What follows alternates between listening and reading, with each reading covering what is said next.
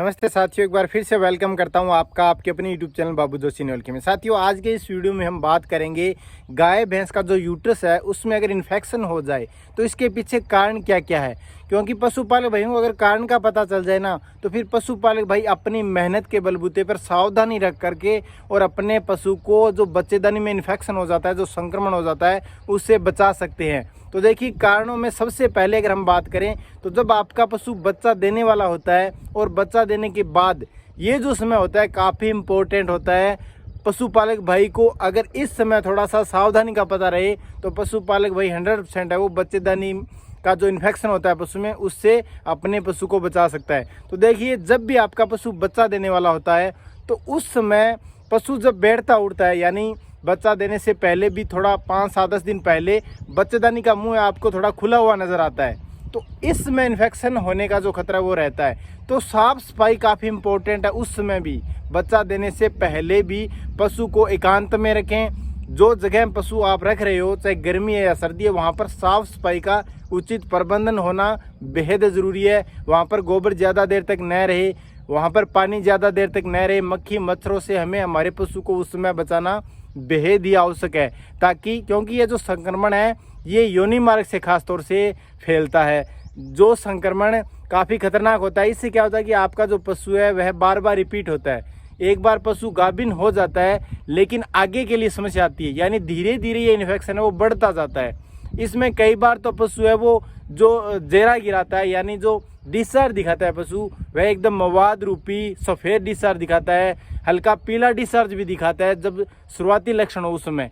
तो देखिए, अगर आपको अपने पशु को बचाना है तो जब पशु बच्चा दे उस समय सावधानी रखें साफ सफाई की। उसके बाद जब पशु बच्चा दे उस समय भी जो जेर रहती है, जो मेला रहता है, उसको आप जल्दी से वहाँ से निपटा दें। साथ ही साथ जो कीचड़ है, जो खून है, जो भी मल वगैरह है, उसको आप साफ कर दें तुरंत, ताकि कोई भी इन्फेक्शन होने का खतरा है वो न रहे। और अगर डिस्टोकिया की समस्या आई है, यानी आपके पशु ने बच्चा है वो बड़ी मुश्किल से दिया है, या टॉक्सिन की समस्या आई है, बार बार पशु के जो बच्चादानी है उसमें हाथ डाला गया है, बाहर निकाला गया है, या रस्सी भी डाली गई है, तो इस प्रकार का अगर डिलीवरी हुआ है आपके पशु का तो आप अपने अनुभवी डॉक्टर को बुलाएं जो कि अच्छी दवा है वो रख सके, ताकि इस प्रकार के इन्फेक्शन को आप अपने पशु को बचा सकें।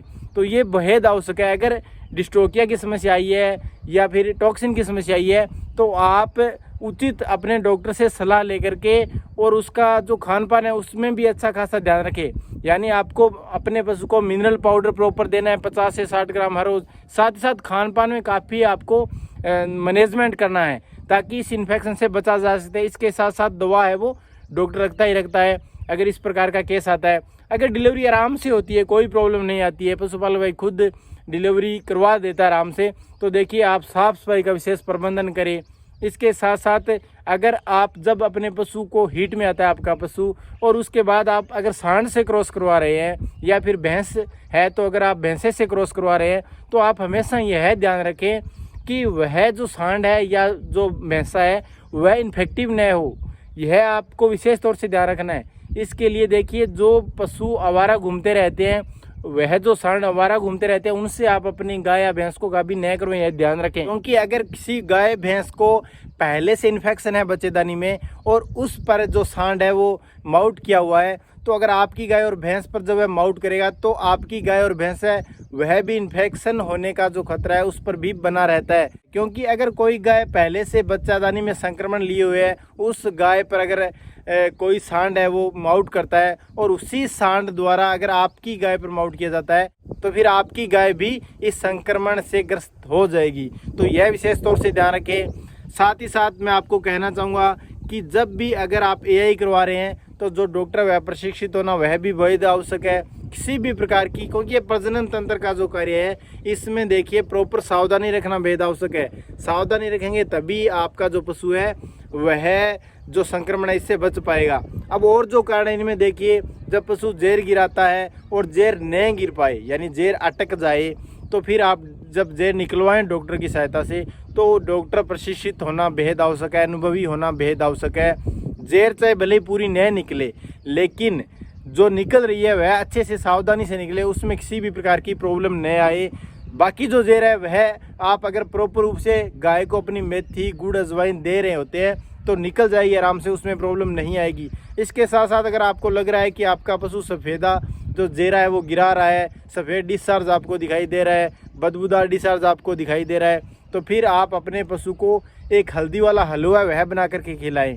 इसमें देखिए आपको 200 ग्राम गाय का घी लेना है, साथ ही साथ आपको 200 से 250 ग्राम गेहूं का आटा लेना है और 100 ग्राम आपको हल्दी लेनी है।